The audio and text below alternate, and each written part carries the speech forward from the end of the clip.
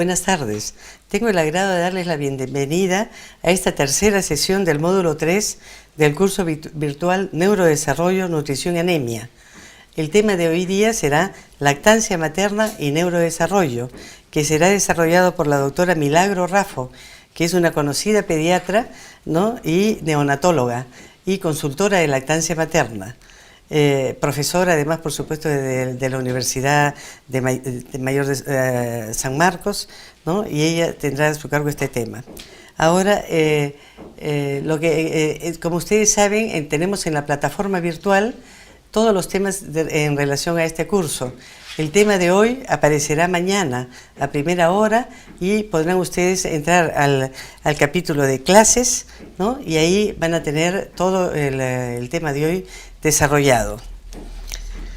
Ahora voy a pasar a leer brevemente las preguntas las respuestas que han habido al foro de la semana pasada.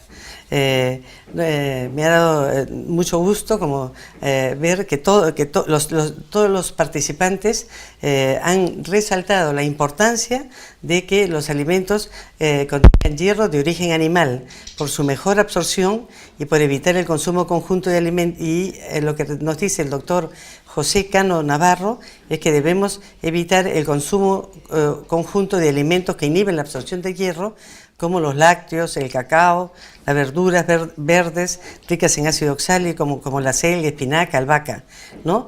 Y una cosa muy importante es que recomienda promocionar el uso de sobres de micronutrientes por su beneficio y por su distribución gratuita. Otra muy importante intervención es la de la doctora Carmen Angélica Romero Delgado, quien ella vive en San Martín, en Moyobamba. Reconoce nuevamente la importancia del hierro Hem, o sea, del hierro de procedencia animal para evitar la anemia, y nos dice que en su área, ahí en San Martín, hay producción local de pescado, como la tilapia, que podría ser usada como la fuente principal de alimentos de origen animal.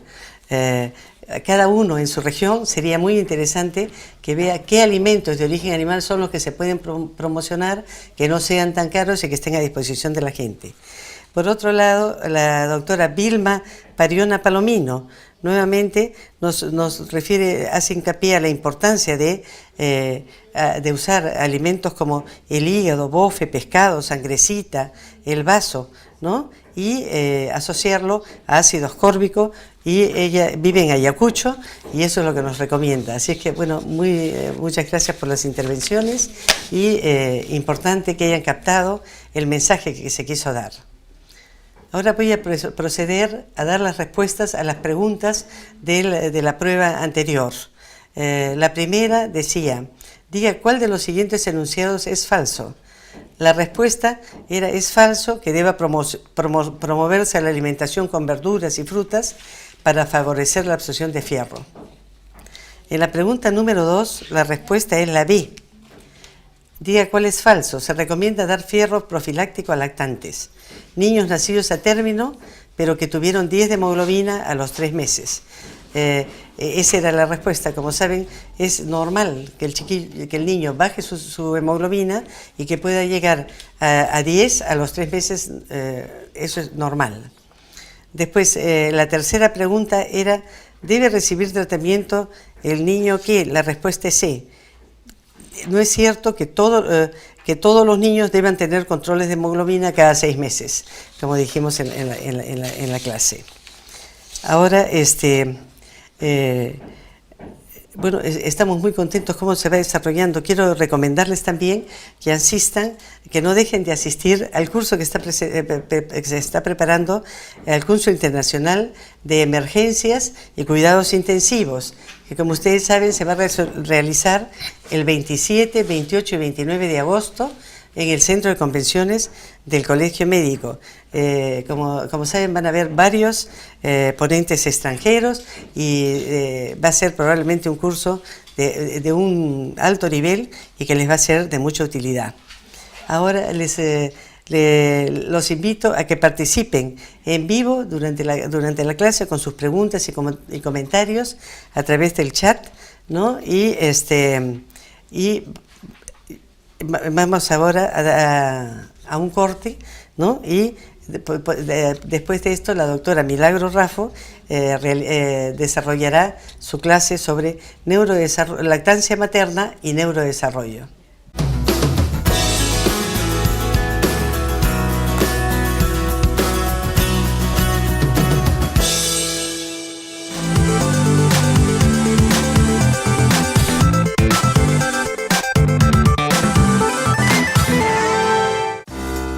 La anemia no tratada y la mala nutrición en niños y niñas pueden producir un efecto grave en su crecimiento, afectando su desarrollo mental y generando déficit en su desarrollo integral. Ante esta problemática, la Sociedad Peruana de Pediatría, en acuerdo con Salgalú Comunicación y Responsabilidad Social, presentarán el curso virtual Neurodesarrollo, Nutrición y Anemia, dirigido a médicos generales, pediatras y otros profesionales de la salud, con el fin de capacitarlos sobre cuáles son las características del neurodesarrollo y de qué manera la desnutrición y la anemia infantil lo afectan. Este curso contará con la tutoría de la doctora Sara Vega, presidenta de la Sociedad Peruana de Pediatría, y la doctora Pilar Medina, especialista en neurodesarrollo, y la coordinación general del doctor Julio Chávez Pita. Los participantes del curso podrán interactuar con los expositores a través de sus preguntas y comentarios, utilizando el foro y el chat en vivo de la plataforma virtual especialmente diseñada para este curso. Además, podrán tener a su disposición los materiales y el contenido de cada sesión, así como videos, noticias y el cronograma de sesiones a través de las diversas herramientas interactivas de dicha plataforma. Este curso será transmitido en vivo a través de la plataforma del curso de capacitación www.salgalucapacitacion.com/Sociedad Peruana Pediatría. No pierda esta oportunidad, inscríbase y participe llamando al 441-1570 o escribiendo a eventos@pediatriaperú.org. Pase la voz, sea parte de este curso virtual de capacitación, válido para la recertificación del Colegio Médico del Perú.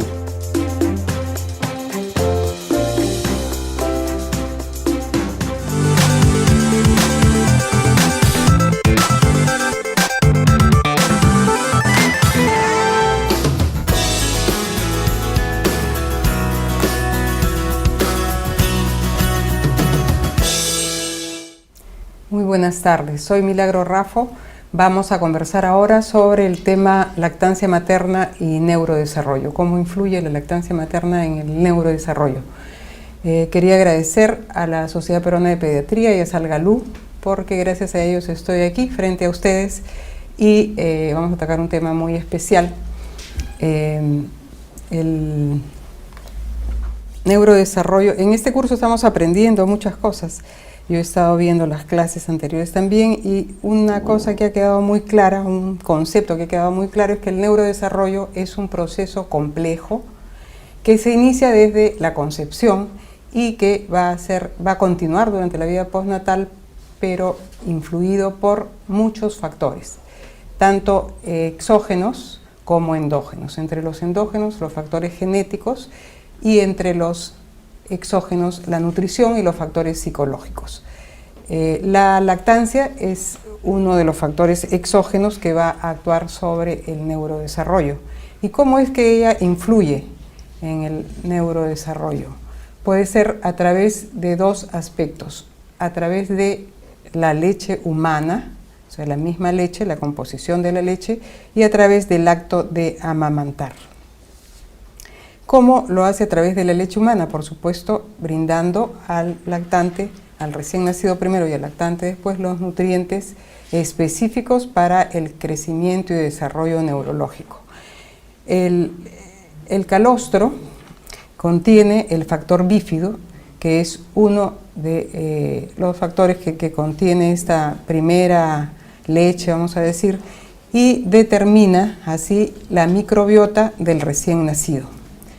A esto siempre le hemos dado un valor inmunológico, sin embargo, últimamente se ha visto que la microbiota modula neurotrofinas y proteínas que están involucradas en la plasticidad y el desarrollo cerebral.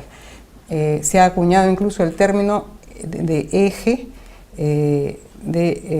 neurológico intestinal y flora intestinal o microbiota intestinal. Es un eje que consta de millones de neuronas. Otro componente que actúa sobre el desarrollo neurológico son las grasas. No es coincidencia que el 55% del peso seco del cerebro esté compuesto por grasas. Y el 32% de la leche humana está compuesto por grasas.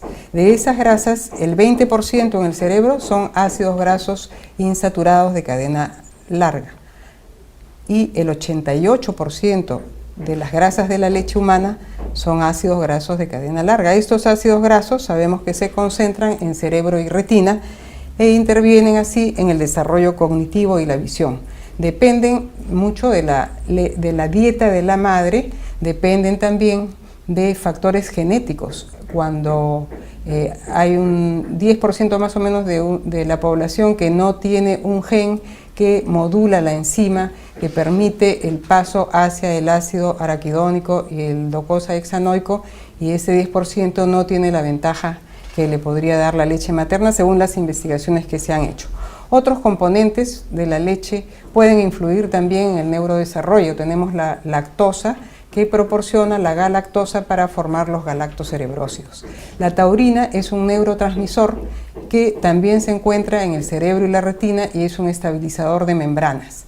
La carnitina es muy importante porque, aparte de otras funciones, interviene en la oxidación de ácidos grasos, y eso en la adaptación del recién nacido a la vida extrauterina es bien importante porque permite utilizar los cuerpos cetónicos como sustrato para la energía cerebral, de modo que un niño con la misma cifra de glicemia que está tomando solo el calostro de la madre va a tener mucha menos labilidad al daño por hipoglicemia que el que está tomando otro tipo de alimentación. El hierro también, aunque está en una concentración igual prácticamente que la leche de vaca, sin embargo, tiene mayor disponibilidad en la leche humana. El colesterol es parte esencial de las membranas y es indispensable para la mielinización cerebral, que, como también nos han dicho en el curso, es parte de lo que principalmente se realiza a partir del nacimiento, que va a ser importante para la conducción nerviosa. El triptofano es un precursor de neurotransmisores, regula el apetito, el ciclo sueño-vigilia y la percepción del dolor. El manganeso, al revés de los otros componentes, está en menores niveles en la leche humana que en la leche de vaca, pero esto es importante porque estos niveles bajos no van a disminuir la serotonina y no van a causar entonces problemas de comportamiento y poco control del impulso agresivo. Todos estos componentes entonces son importantes en el neurodesarrollo, están presentes en la leche humana y muchos están en diferentes concentraciones o no están presentes en la leche de otros mamíferos. La composición de la leche también es uno de los factores que, junto con el volumen del estómago del recién nacido, el ciclo de sueño del recién nacido, van a determinar el grado de contacto de la cría, o sea, del bebé con la madre. ¿Cómo así? Sabemos que la leche humana es la que tiene menor concentración de proteínas de todo el reino de los mamíferos, del reino animal de los mamíferos. Es baja en proteínas, por lo tanto es una proteína muy digerible. Eso hace que el niño tenga hambre rápidamente, se despierte y motiva las mamadas frecuentes, y las mamadas frecuentes que hacen que tenga mucho contacto con la madre, de tal manera que este contacto madre-bebé hace un estímulo del neurodesarrollo, porque van a producirse hormonas como principalmente la oxitocina, que es responsable del vínculo, del apego seguro, que va a hacer que el niño tenga en la vida futuro también una seguridad emocional importante. Y pues es el eslabón, digamos, que une el primer factor, que es la composición de la leche, con el segundo factor que decíamos que es el acto de amamantar, ya que al mamar frecuentemente el niño, existe pues este contacto con la madre casi permanente. Algunas madres siempre dicen, pero todo el día quiere estar en el pecho. Bueno, es por eso, porque el acto de amamantar le va a dar al niño ese contacto del que habíamos hablado, le va a dar también estimulación por parte de la madre, le va a proporcionar seguridad, una seguridad que requiere el recién nacido para lograr su confianza básica en este primer año. Y esto comienza desde el nacimiento. Y es por eso que la hora siguiente al parto es un periodo crítico. ¿Y qué es un periodo crítico? Un periodo crítico, como dice ahí, es una ventana de oportunidad en la que el cerebro está exquisitamente preparado para el aporte sensorial. ¿Para qué? Para desarrollar sistemas neuronales más avanzados, y eso es neurodesarrollo. En otras palabras, más sencillas de repente, un periodo crítico es aquel en el cual es necesario que se produzcan ciertos hechos clave para un desarrollo óptimo. En el caso de las aves, por ejemplo, vemos allí, cuando eclosiona el huevo y sale la avecilla, va a reconocer a su madre en el primer objeto de gran tamaño que se mueva. Entonces, en ese caso, se produce lo que Conrad Lorenz, calificó como la impronta, es decir, el reconocimiento de la madre. Y esto va a producir una relación importante tanto de parte de la madre como del hijo, o sea, una relación materna y una relación filial que son esenciales para la supervivencia de esa especie. A veces esto, que está determinado genéticamente, juega una mala pasada, y entonces el primer objeto que se mueve, como en este caso, a veces no es precisamente la madre que ha puesto los huevitos, sino que es otro animalito, como en este caso, y lo reconoce como madre. O el mismo Conrad Lorenz, cuando hacía sus trabajos, él investigaba mucho esto, resulta que tuvo que ser pues la madre de muchos de sus patitos y gansitos y ocas investigadas, porque se producía pues este fenómeno que, como decimos, está determinado genéticamente. Pero ahora sabemos que además de la genética, que es la responsable de la formación de las proteínas, y las proteínas forman los órganos, incluyendo el cerebro, sabemos, como decía, que además de la genética existe lo que se ha descubierto y se llama la epigenética. Es decir, que el ambiente va a determinar también la manifestación de los genes. O sea, no todo está determinado por la genética, sino que al presentarse la persona o el ser humano o el animal en un determinado ambiente, se pueden cambiar las manifestaciones de los genes. No van a ser siempre uniformes, dependen entonces del ambiente. Y para el recién nacido, su madre es el ambiente.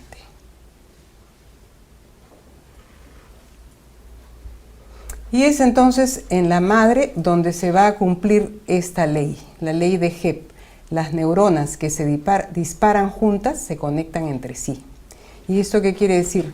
Cuando el cerebro, que hemos dicho que es un órgano sensorial, recibe estímulos, se van a producir conexiones entre las neuronas, se van a producir disparos, las neuronas van a estimularse y van a empezar a conectarse unas con otras. Y estas sinapsis se van a formar y se van a reforzar cuanto más estímulos reciban. Y si los estímulos son los correctos, porque se están produciendo en el ambiente adecuado, entonces estas sinapsis van a ser las adecuadas. Vale decir, si el niño adquiere contacto, seguridad y el apego con la madre, y esto se repite, entonces se van a formar las conexiones que nos van a llevar a una vida emocional segura y adecuada. Si se producen más bien separaciones repetidas, las conexiones van a ser distintas, las sinapsis van a ser distintas, y entonces vamos a tener probablemente un comportamiento diferente,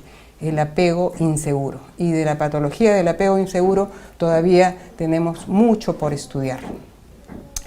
La lactancia es un comportamiento, o sea, lo que nosotros vemos como la mamada, como las lactadas, es un neurocomportamiento. Es un neurocomportamiento que asegura la continuidad del bienestar, es decir, que hace que el niño reconozca a la madre al prenderse al pecho y optimiza el desarrollo del cerebro.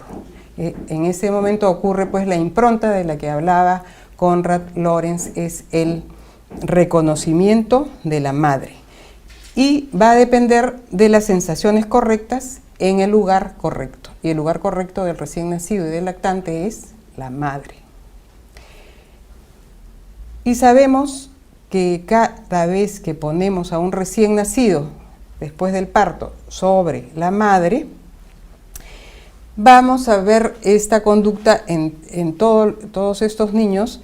¿Y qué va a hacer? Que lo ponemos en contacto piel a piel y el niño espontáneamente se va a arrastrar hacia el pecho de la madre y va a acoplarse, como vemos acá, y entonces va a producirse el reconocimiento de la madre.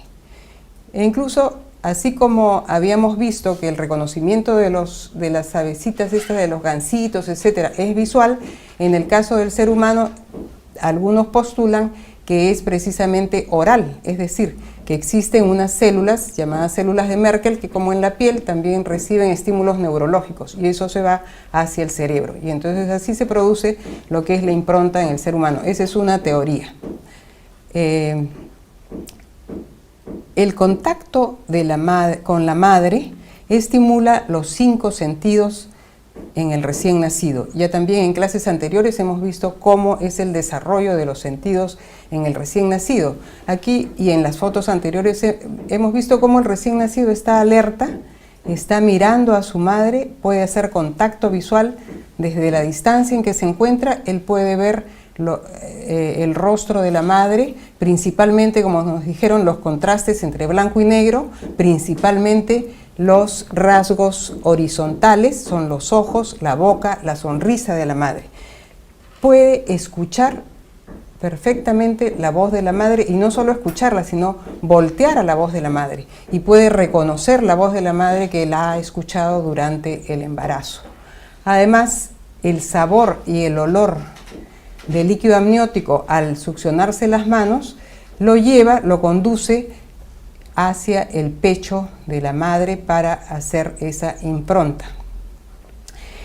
Y el contacto, como decíamos, piel a piel es el estímulo más grande. La piel pues es un órgano sensorial que lleva los estímulos hacia el cerebro y hace que se produzca todo este neurocomportamiento que termina en la lactancia y que además estimula mucho una hormona que es la oxitocina, que es la responsable del apego, y el apego es para el niño el inicio óptimo del desarrollo neurológico. Este contacto piel a piel además disminuye el estrés del nacimiento, lo cual evita pues que las hormonas del estrés puedan producir algún daño, que ya también se ha visto que puede producir daño en el eje hipotálamo hipofisario adrenal. Y secundariamente también, o de repente principalmente también podríamos decir, estimula el comportamiento maternal, que es el que va a brindar mayor estímulo a lo largo de la lactancia para el neurodesarrollo. ¿Y qué ocurre un año después? La doctora Bystrova ha hecho un estudio y un año después vemos que el niño tiene una mejor autorregulación de sus emociones. La madre tiene mayor sensibilidad hacia las señales de su hijo y tiene mayor reciprocidad entre ambos, tienen mayor reciprocidad. Entonces esto ya está diciéndonos que lo que ocurre en el nacimiento, que es el punto de partida del neurodesarrollo postnatal, va a tener una proyección mayor. Y es más, se ha visto también que estos niños que tienen un apego seguro y una mejor autorregulación de las emociones a los 18 meses van a tener un mejor manejo del estrés en la vida adulta. Entonces, la conducta de la lactancia, como vemos aquí, va a hacer que se produzca un cableado neuronal especial para la misma lactancia, para que se produzca este comportamiento de la lactancia, pero a la vez la lactancia es estímulo sensorial y a través de la leche es nutrición cerebral. Y esto sigue produciendo el cableado cerebral adecuado, pero tiene que estar el niño en el ambiente adecuado, según Nils Berman, como vemos ahí, y el niño le está diciendo a su madre a través de este comportamiento: mírame, tócame, acaríciame, cárgame, llévame, méseme, escúchame, atiéndeme, háblame, juega conmigo. Ese es el proceso de la lactancia, es decir, no es solamente nutrición, es un proceso sofisticado que nos lleva a la nutrición, la protección y el neurodesarrollo. ¿Qué dice la evidencia científica? La mayoría de estudios indican que la lactancia favorece el desarrollo cerebral.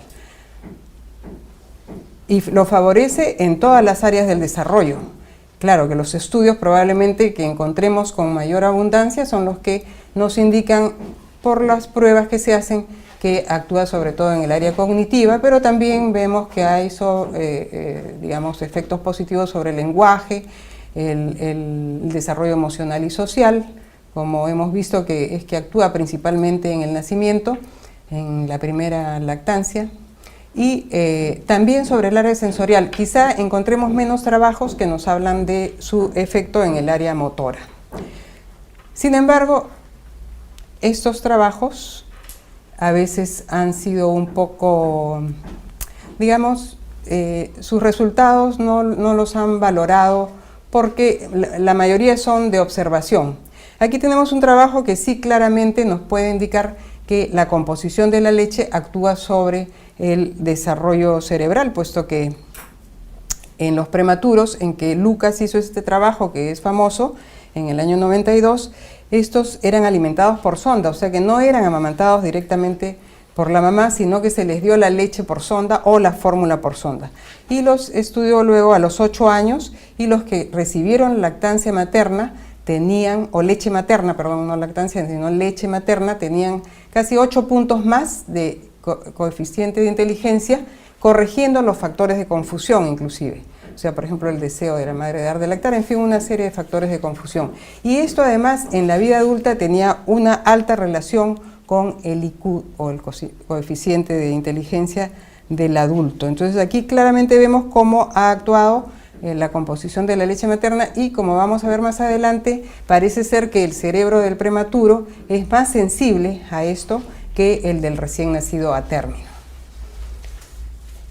Otro trabajo que surgió fue el que encontraron pues que la lactancia se asoció a un aumento de 4 puntos en la capacidad mental, como hemos puesto ahí, en una gran cantidad de jóvenes, como podemos también leer, pero lo que decían era que la inteligencia materna fue responsable de la mayor parte de este efecto. Entonces podríamos decir que la conclusión fue que las madres más inteligentes son las que dan de lactar.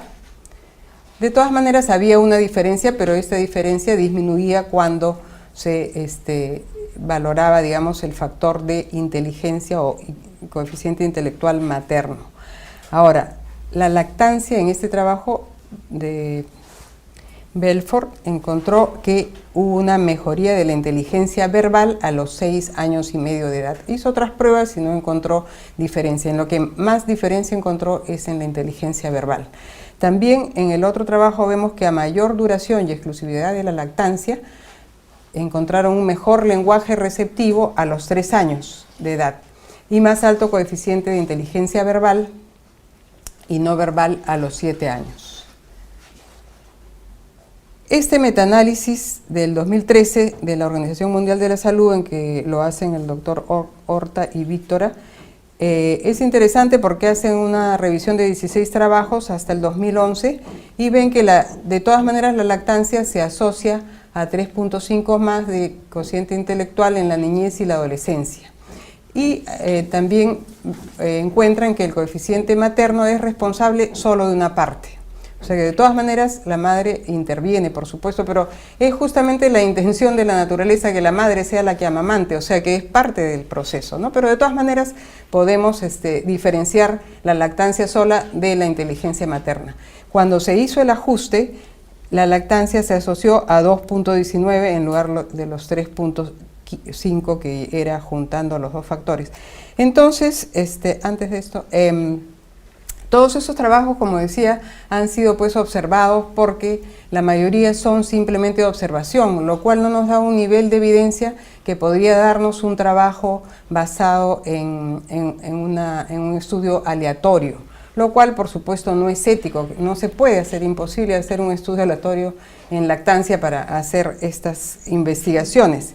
Por otro lado, también están los factores de confusión, que son el estado socioeconómico, el nivel de instrucción de los padres, etcétera, etcétera. Entonces siempre se ha cuestionado estos resultados. Por esa razón, y porque la mayoría de trabajos se hacen en poblaciones socioeconómicamente beneficiadas, digamos, por su situación en países desarrollados, entonces no le dan tanto crédito y dicen hay que investigar más. Por esa razón el doctor Víctora, que es el que hizo el metaanálisis, se fue pues a Pelotas, un sitio en Brasil, como vemos ahí, y decidió hacer una investigación en ese sitio, porque en ese sitio no hay un patrón social ni socioeconómico de la lactancia. Ahí la gente da de lactar y hay de diferentes situaciones socioeconómicas. Entonces, para salvar ese problema que decía, esta es una de las maternidades de Pelotas. No se seleccionaron, se registraron los recién nacidos en el año 1982 de 5 maternidades de esa ciudad y se estudiaron, se evaluaron, se examinaron, se les hizo encuestas a las madres, posteriormente se los volvió a evaluar a los 18 meses, se les hizo pruebas de inteligencia y a estos recién nacidos, ya cuando crecieron, a los 30 años, se les volvió a evaluar y entonces se determinó, como vemos aquí, la relación del coeficiente de inteligencia, que lo vemos en las ordenadas, en comparación a la duración de la lactancia en meses, que lo vemos en las abscisas, de hasta un año o más de lactancia materna. Y vemos también la estratificación en ingresos familiares al nacer por terciles. Entonces vemos que los de menor ingreso familiar, o mejor dicho, en todos los estratos socioeconómicos hay un aumento del coeficiente intelectual con el mayor tiempo de lactancia. Y por supuesto, cuando se unen los dos factores, que como ya sabemos desde el principio, hemos dicho, influyen ambos en el coeficiente intelectual, entonces el efecto es mayor. Lactancia más un buen estado socioeconómico es mejor que uno de los dos solos, ¿no es cierto? O solamente un buen estado socioeconómico o solamente la lactancia. Entonces vemos cómo ellos encontraron esto, que la lactancia prolongada, por supuesto, en comparación a la lactancia de un mes, porque ahí todos daban de lactar, aunque sea unos días. Entonces se asoció esta lactancia llamada prolongada, entre comillas, a 3.76 puntos más de coeficiente intelectual. Además, vieron el nivel educativo y encontraron que estos niños o estos adultos ya habían alcanzado un mayor nivel educativo y mejores ingresos económicos a los 30 años. El 70% decían del coeficiente intelectual se debía a mejores ingresos, o mejor dicho, el 70% al revés, de los mejores ingresos se debía al coeficiente intelectual que habían alcanzado, en comparación a los que lactaron menos de un mes. En conclusión, entonces, y esto es anterior al trabajo de Víctora, pero lo he puesto porque más o menos se puede, es comparable, digamos, ¿no? Aquí Mary O'Connor en el 2001 ya decía, si todos los niños de una población fueran amamantados, el promedio de desarrollo de la población subiría 2 a 4 puntos. Aparentemente no es mucho, pero en una población puede ser importante en el estado, digamos, de desarrollo. Un aumento de 3 puntos, decía ya también Marsha Walker, una consultora de lactancia en el 2002, en el coeficiente intelectual de 100, por ejemplo, a 103 puntos, se asociaría con mejores logros educativos, ocupacionales y mejor adaptación social. O sea, un niño que tomando fórmula, digamos, ha tenido 103 de coeficiente intelectual, si hubiera sido amamantado, entonces podría tener 105, 107. En realidad, esto puede no ser demasiado importante porque la lactancia tiene muchas otras razones por las cuales debe apoyarse, promocionarse. Porque el amamantamiento, o sea, la leche materna y el acto de amamantar, como dijimos al principio, unen alimentación y cuidados maternos. Esa es la mejor manera de nutrir a los niños, en forma exclusiva los primeros 6 meses y con alimentación complementaria hasta los 2 años o más. Gracias. Ahora vamos a un corte y volvemos para seguir comentando este tema que a mí me parece tan interesante. Gracias.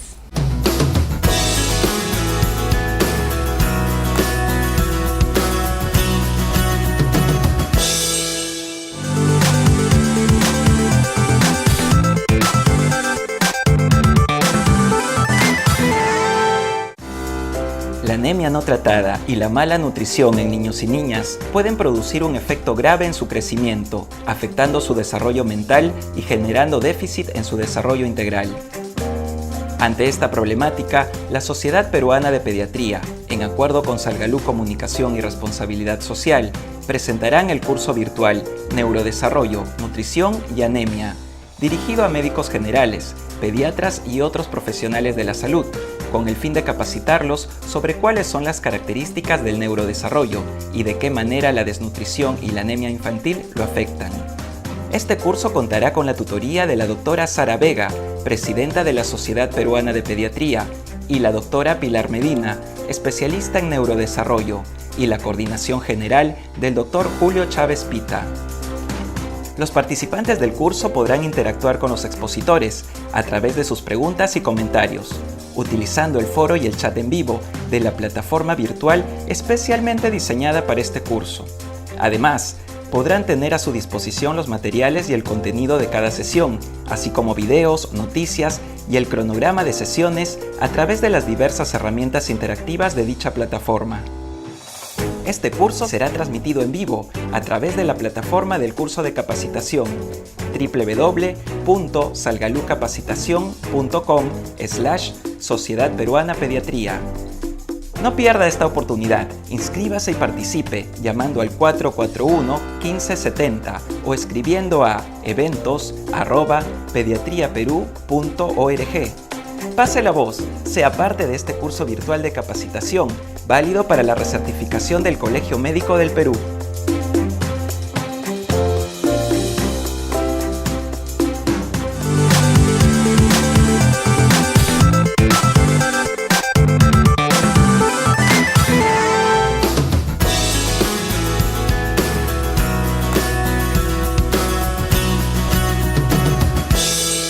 Bueno, quiero felicitar a la doctora Milagro Raffo por su brillante exposición y la motivación que nos ha dado a todos, ¿no?, de promover cada vez más la lactancia materna con el fin de que el niño se desarrolle mejor.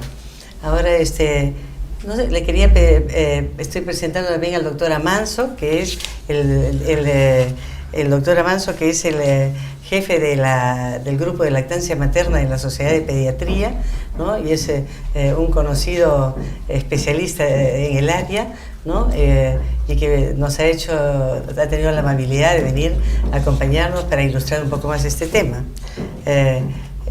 Bueno, unas preguntas extra, me gustaría que ustedes den sus comentarios, pero además me gustaría a ver si hacen un poquito de hincapié sobre ciertos factores sociales, podríamos decir, ¿no?, que alteran muchas veces a la lactancia, ¿no?, como por ejemplo el temor a dar de lactar, el no saber el no estar informados cómo es la evolución de la lactancia materna y la importancia del calostro, por ejemplo, para que es su pequeña cantidad y todo, pero que es suficiente para el niño. Me gustaría oír los comentarios de ustedes. Doctora Manso, por favor. Claro, el no conocer cómo amamantar puede ser un gran problema para las madres, ¿no?, porque no todas las mamás están informadas, ¿no?, y a veces también el personal de salud no tiene toda la información para permitir que, como dijo Milagro, la madre pueda tener a su bebé con ella en esa primera hora después del nacimiento, para que desde ahí se genere todo lo que ha explicado la doctora, el vínculo, y para el establecimiento de la lactancia, ¿no? En esa primera hora es importante que el personal de salud valore y vea cómo está el bebé haciendo el agarre del pecho, para de alguna manera ayudar a la mamá y logre una lactancia exitosa, ¿no? Si el bebé empieza a lactar muy tempranamente, los estudios muestran que los bebés van a tener una lactancia más prolongada frente a otros bebés que son separados de sus mamás y recién empiezan la lactancia horas después del nacimiento. Entonces es importante ese momento, la primera hora es clave, O sea, visto desde diversos ángulos. por supuesto, o sea, esas primeras horas de vida parece que son mucho más importantes hasta en la microflora. ¿Qué flora tiene el niño y cómo eso mejora su capacidad de defenderse contra las infecciones, el neurodesarrollo, todo eso? Las primeras horas son sumamente importantes, que no sabíamos realmente hasta hace poco cómo eran. ¿Entonces tienes algún comentario, Milagro? Sí, bueno, en relación a la flora intestinal se O han hecho... a todo lo que tú quieres decir al respecto. Ya, gracias por la libertad. Efectivamente, ¿no? Se han hecho trabajos en cuanto a la flora intestinal y como vemos no solamente tiene importancia inmunológica, como siempre hemos creído que disminuye las infecciones intestinales, sino que además vemos que está relacionada con el neurodesarrollo, porque las bacterias están formando sustancias que van a contribuir al desarrollo de la plasticidad cerebral, como había dicho. Se han hecho estudios en animales, por ejemplo en ratitas, en los que le cambian la flora y tienen un comportamiento así como ansioso, ¿no? Nervioso, digamos, las ratitas como que se mueven, están hiperkinéticas, les vuelven a restablecer la flora y otra vez vuelve la tranquilidad. O sea, eso nos puede decir así en términos gruesos, como lo he explicado, sencillos, de que hay una influencia en el neurodesarrollo, por supuesto, aparte de las alergias, la obesidad y todo eso que ya sabemos que parecen tener relación con la microbiota. Y la microbiota va a depender de la primera alimentación, ¿no? De qué alimentación, que tiene que ser la leche materna exclusiva, porque cualquier otra alimentación va a producir otro tipo de flora. También el nacimiento por vía vaginal, a diferencia del nacimiento por cesárea, el hecho también de que le pongan antibiótico a la madre, el hecho de que le pongan antibiótico a la madre o al recién nacido, hay que valorar los riesgos, puesto que esto va a cambiar la microbiota y va a tener sus consecuencias posteriores. Y otro punto, ¿no? Como señaló Milagro, no es solamente el ingerir la leche humana, Claro. sino que tenemos que ver al lado el acto de amamantar. Que muchos estudios están dirigidos a valorar la composición de la leche humana y compararla con composición en fórmulas, ¿no? Y a veces se atribuye a algún componente como el elemento mágico que va a producir todo el neurodesarrollo, ¿no? Pero la lactancia es más amplia, ¿no? Y el neurodesarrollo cada vez es más difícil de entenderlo, ¿no? A medida como avanzan los estudios y se va conociendo más sobre la leche, cada vez es más complicado entender qué ocurre. Pero hay evidencias, ¿no?, que van mostrando que la leche humana tiene en conjunto más el acto de amamantar, ¿no? Van a influir en cómo desarrolla este bebé, ¿no? Y volviendo a lo que es la microbiota, ¿no? Yo hace un tiempo quedé sorprendido cuando la información me hizo ver que la leche humana no es estéril, sino que tiene bacterias. Entonces los estudios han mostrado que en una mamá que amamanta a su bebé, ya con lactancia materna establecida, diariamente, en 24 horas, está ofreciendo a su bebé entre 100.000 a 10 millones de bacterias, ¿no? Y uno se preguntará, ¿y de dónde vienen estas bacterias? ¿Son de la piel? ¿Son bacterias que han ingresado a los conductos lácteos y se han multiplicado y así aparecen en la leche? Y la gran sorpresa es que estas bacterias vienen desde el intestino de la madre, ¿no? O sea, de la microbiota intestinal materna, son movilizados y llegan en el interior de las células dendríticas a la leche.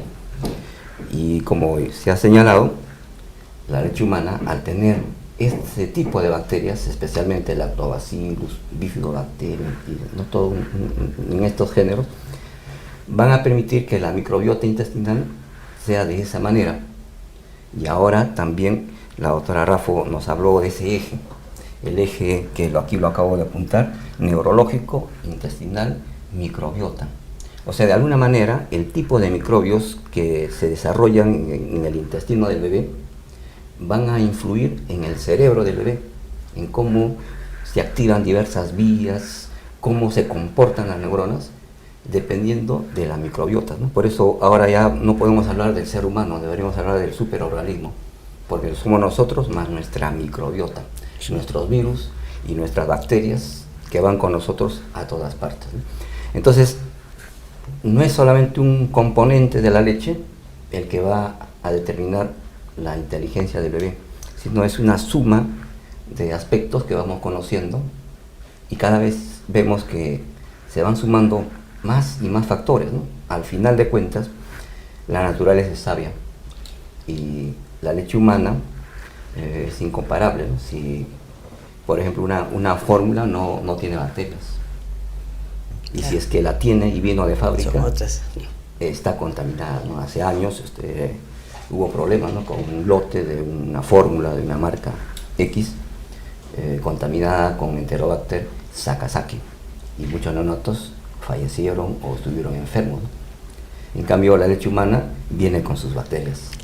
De alguna manera, el bebé tiene derecho a heredar las bacterias de su madre, ¿no? Y la mejor ideal, teóricamente, es la de su madre, claro, porque es también a veces necesario darle al niño que la mamá por alguna razón no puede dar ella su propia leche, ¿no? Por enfermedad, sí, existen bancos de leche materna en muchos sitios, sí, o algunas otras personas les donan, ¿no? Y también es muy buena.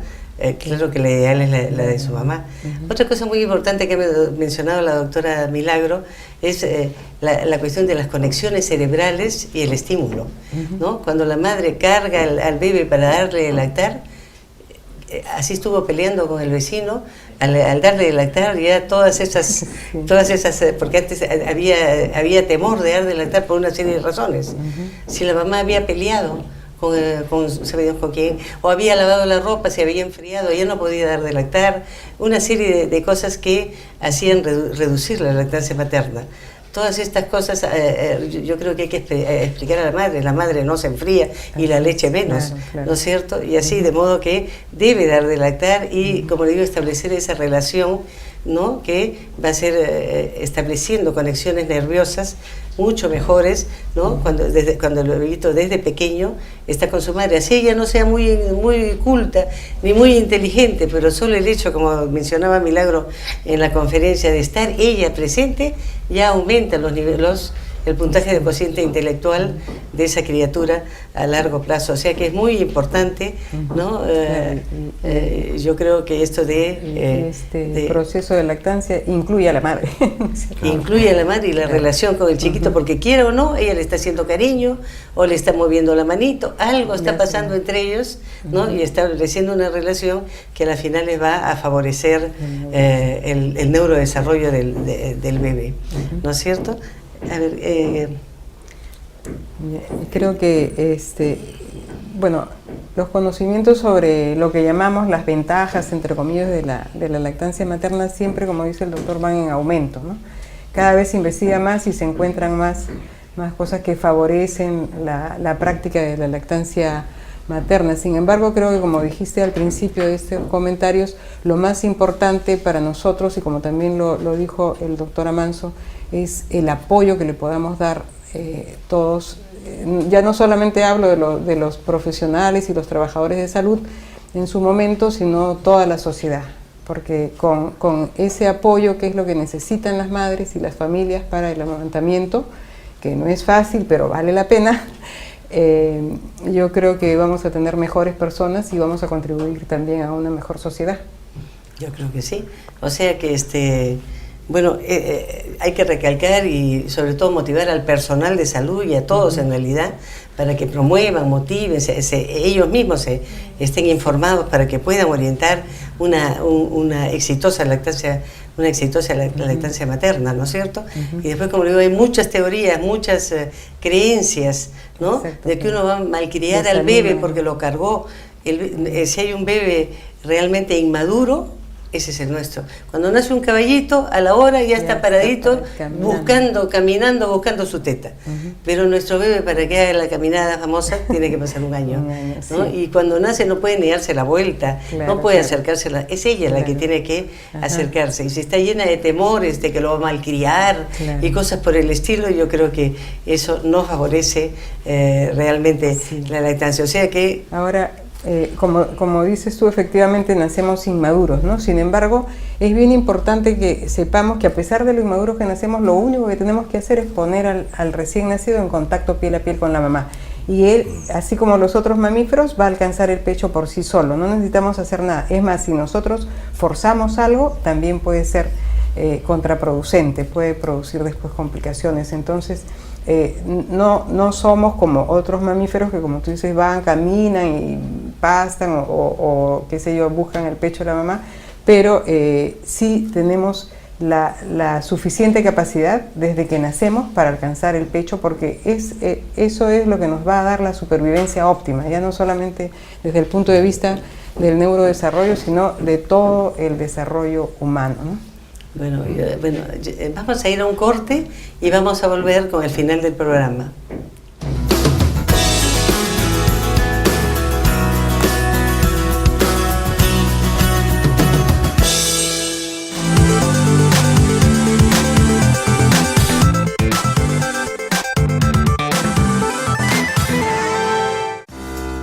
La anemia no tratada y la mala nutrición en niños y niñas pueden producir un efecto grave en su crecimiento, afectando su desarrollo mental y generando déficit en su desarrollo integral. Ante esta problemática, la Sociedad Peruana de Pediatría, en acuerdo con Salgalú Comunicación y Responsabilidad Social, presentarán el curso virtual Neurodesarrollo, Nutrición y Anemia, dirigido a médicos generales, pediatras y otros profesionales de la salud, con el fin de capacitarlos sobre cuáles son las características del neurodesarrollo y de qué manera la desnutrición y la anemia infantil lo afectan. Este curso contará con la tutoría de la doctora Sara Vega, presidenta de la Sociedad Peruana de Pediatría, y la doctora Pilar Medina, especialista en neurodesarrollo, y la coordinación general del doctor Julio Chávez Pita. Los participantes del curso podrán interactuar con los expositores a través de sus preguntas y comentarios, utilizando el foro y el chat en vivo de la plataforma virtual especialmente diseñada para este curso. Además, podrán tener a su disposición los materiales y el contenido de cada sesión, así como videos, noticias y el cronograma de sesiones a través de las diversas herramientas interactivas de dicha plataforma. Este curso será transmitido en vivo a través de la plataforma del curso de capacitación www.salgalucapacitacion.com/Sociedad Peruana Pediatría. No pierda esta oportunidad, inscríbase y participe llamando al 441-1570 o escribiendo a eventos@pediatriaperú.org. Pase la voz, sea parte de este curso virtual de capacitación, válido para la recertificación del Colegio Médico del Perú.